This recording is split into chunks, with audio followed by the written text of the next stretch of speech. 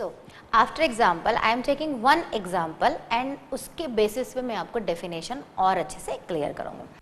अभी हमने पेन की बात करी, बट वो हमने ऐसी रैंडम कुछ भी ले लिया था। अब हम उसको टेबल के फॉर्म में बनाते हैं, और डायरेक्ट और इनडायरेक्ट और इन्वर्स वेरिएशन को समझने के लिए क्वेश्चन को टेबुलर फॉर्म में अगर आप अरेंज कर लेंगे तो क्वेश्चन बहुत ही स्मूथ हो जाएगा। ठीक है, अब हमने यहाँ ले लिया number of pen and another column cost of pen.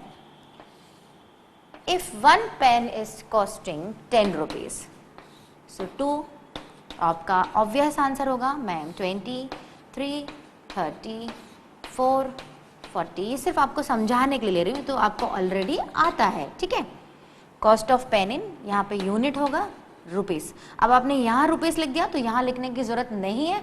It is clearly showing that it is 10 rupees, 20 rupees, 30 rupees, 40 rupees and so on. ठीक है, इस सिंपल सा हमने टेबल बनाया, बट अब हम इसको ध्यान से ऑब्जर्व करें तो आपको एक चीज़ इसमें बहुत कॉमन दिखेगी।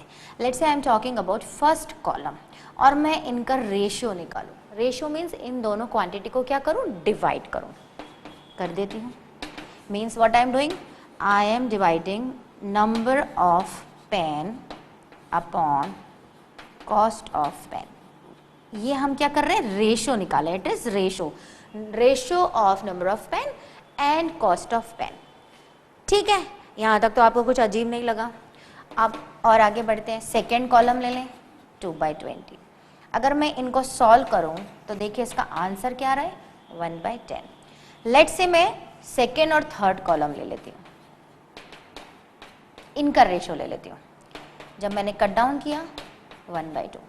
इन द सेम वे 4/50 ले लेती, 40 एंड 5/50 ले लेती हूँ। इनको कट डाउन किया, sorry by mistake I have written 2, it is 10। ठीक है, 10, 1/10 एंड 1/10। तो आपने क्या नोटिस किया कि जब हम नंबर ऑफ पेन और कॉस्ट ऑफ पेन का रेशियो निकाल रहे हैं और जितनी भी हमने इसमें फिलिंग करी है सबका रेशियो एक ही आ रहा है, which is finally equal to 1/10। अभी तो मैंने आपको ऐसे एग्जाम्पल के थ्रू समझाया, मैं वेरिएबल लिख के समझाऊंगा। ठीक है, जो भी दिया था अगर मैं हर कॉलम का रेशियो निकाल रही हूँ तो वो ऑटोमेटिकली इक्वल आ रहा है। अभी मैंने इंडिविजुअली लिखा है, बट मैं इसका फाइनल स्टेटमेंट कैसा लिख सकती हूँ, if I am finding number of pen upon cost of pen. इसको हम क्लियरली ऐसा लिख सकते हैं इक्वल लगा के। पहले हमने चेक किया, ठीक है, चेक करने के बाद हमें क्लियर हुआ कि सारा जो आंसर है वो इक्वल आ रहा है। देखिए आप सबको कट डाउन करके देखिए 1/10, 1/10, 1/10 एंड 1/10।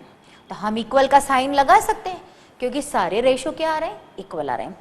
सबका आंसर जब 1/10 आ रहा है तो मैं कॉमन में यहाँ लिख सकती हूँ कि the total ratios of all the quantities is equal to 1/10. ठीक है, so now we can clearly say that if two quantities like number of pen and cost of pen, इनको हम कुछ नाम दे देते हैं। let's say ये x है और ये y है। if two quantities x and y vary with each other in such a manner that the ratio of x and y remains constant. Constant का क्या मतलब हुआ, इनका जो भी डिवीजन सॉल्व करने के बाद आया वो एक फिक्स वैल्यू आ रही। क्या 1/10 चेंज हो रहा है इन सारी चीज़ों में, नहीं। ये सॉल्व करने पे भी 1/10 है, ये सॉल्व करने पे भी 1/10, तो मतलब 1/10 क्या हो गया, कांस्टेंट हो गया। चेंज क्या हो रही है, ये क्वांटिटीज हो रही है। ठीक है, तो the ratio of these two quantities remain constant, then this x and y are called direct variation.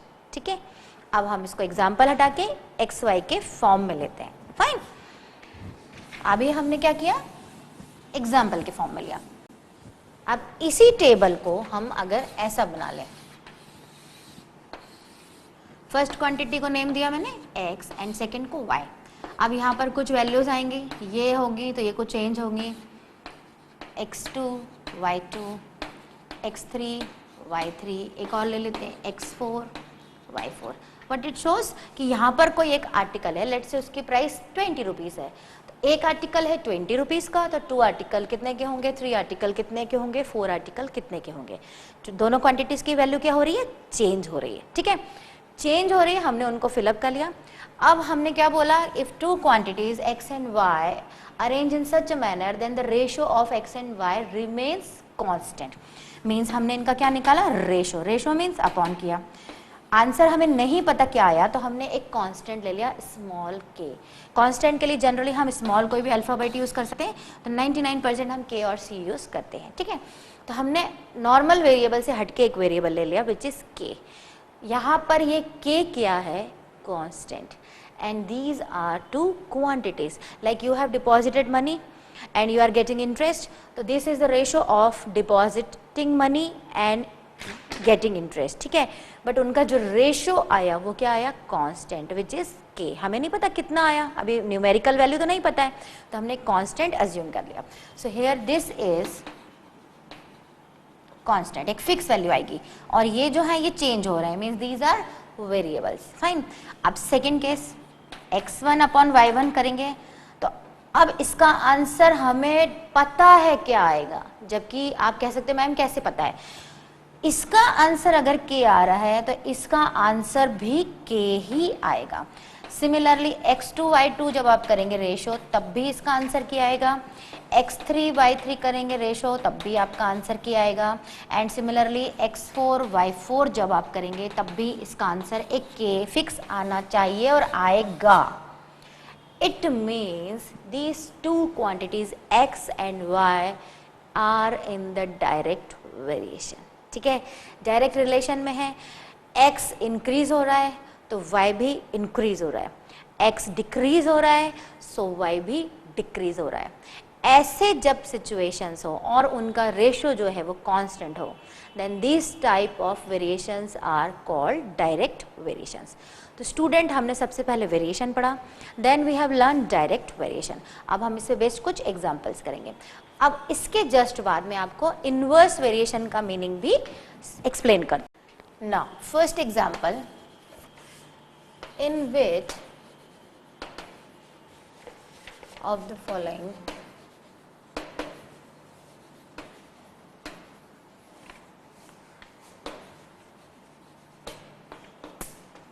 tables A and B vary directly।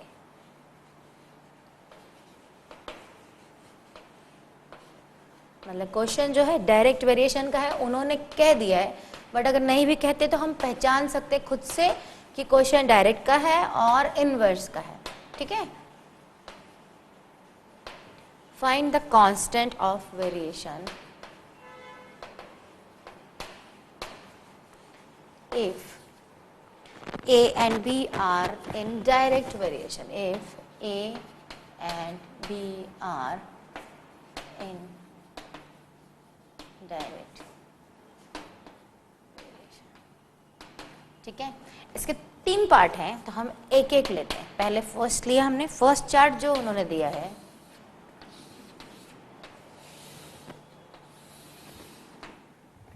Chart के फॉर्म में हम इसलिए बनाते हैं कि उससे समझना इजी हो जाता है कि एक क्वांटिटी इंक्रीज हो रही है तो दूसरी भी इंक्रीज हो रही है या नहीं हो रही है। ठीक है, 4 12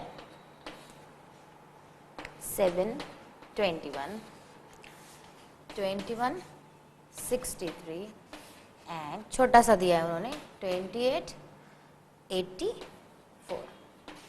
राइट, अब हमको इसको सबसे पहले तो गिवन है कि डायरेक्ट है, बट स्टिल हम चेक कर लेते हैं। लगातार A is increasing and B is also increasing according to A। B जो है वो A के अकॉर्डिंग इंक्रीज हो रहा है।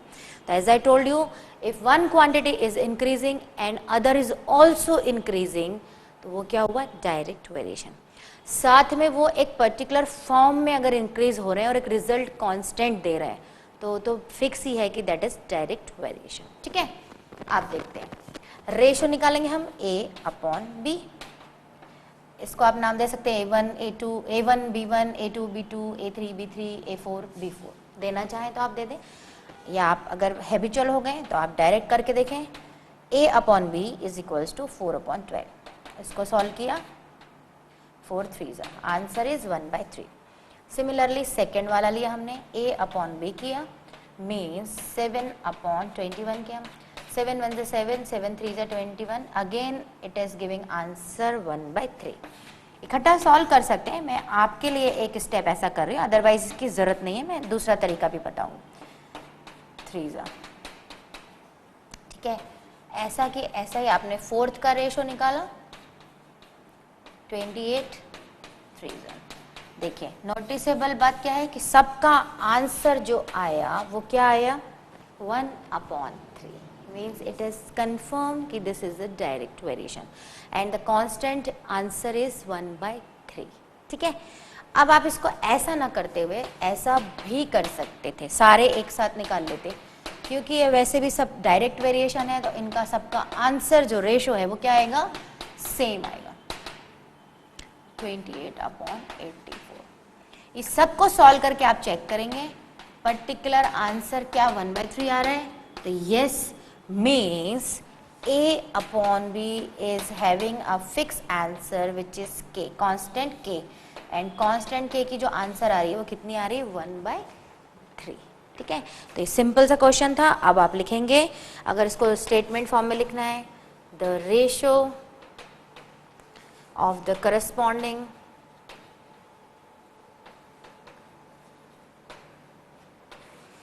values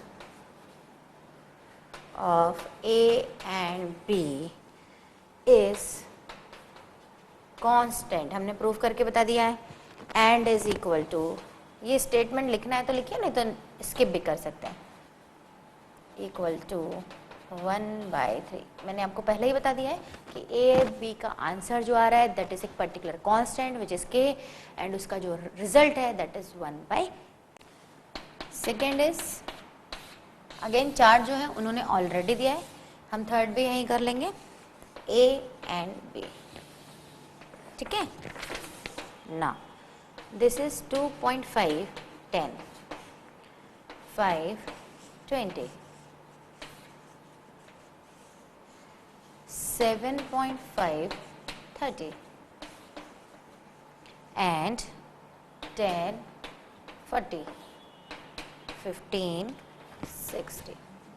अगेन आप क्या फाइंड करेंगे, ratio of A and B. इसको लैंग्वेज में लिखना चाहे तो लिखें, अलग अलग करना चाहे तो अलग अलग करें, साथ में करना चाहे तो आप सबका साथ में देख लें। 5/20, 7.5/30, 10/40 इक्वल्स टू 15/60। अलग अलग आप मन में टेबल आता है तो सॉल्व करके देख सकते हैं। ये रिजल्ट दे रहा है 1/4। थोड़ा सा हमें खुद ही आइडिया आ जाता है, 10 1 10, 10 4 40, 15 1 15, 15 6, the final answer is 1/4. So you can say a/b is a constant which is equal to 1/4, right?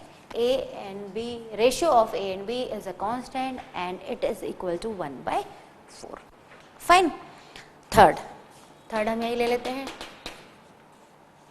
Again a/b। ये तो बहुत इजी इसलिए लग रहा है स्टूडेंट क्योंकि टेबल हमें ऑलरेडी दिया हुआ है। ठीक है, अब क्वेश्चन जब आएंगे और हमें टेबल खुद बनाना पड़ेगा तब आपको ज़्यादा इंटरेस्टिंग लगेगा। 1/2, 2/1, 3/6 and 4/3 and 5/2/5, 2/5। फाइन। अब ये क्वेश्चन जो दिया है इसमें अगेन आप रेशो a/b चेक करेंगे। ठीक है, बट इसको ध्यान से देखें तो a is increasing but b is mix, increasing and decreasing also. According to a, b is not increasing, so this is not very directly. इसको आपको सॉल्व ही नहीं करना है। यहाँ पे क्या आप आंसर देंगे, according to this question this is not varying directly. ये डायरेक्ट है ही नहीं क्योंकि ये तो कुछ तो भी है, 1 अगर है तो उसके हिसाब से 2 है, तो 2 के हिसाब से 1 है। ठीक है, ये आगे बढ़ेंगे तो it is example of inverse, but अभी एट प्रेजेंट जब तक हमने डायरेक्ट ही केवल पढ़ा है, इनवर्स के बारे में कुछ नहीं पढ़ा है। So according to this situation this is not very directly. तो इसको आपको सॉल्व करने की जरूरत नहीं है, आपको स्टेटमेंट लिखना है केवल कि ये डायरेक्टली वेरी नहीं हो रहा है। ठीक, तो थर्ड एग्जाम्पल क्लियर हुआ।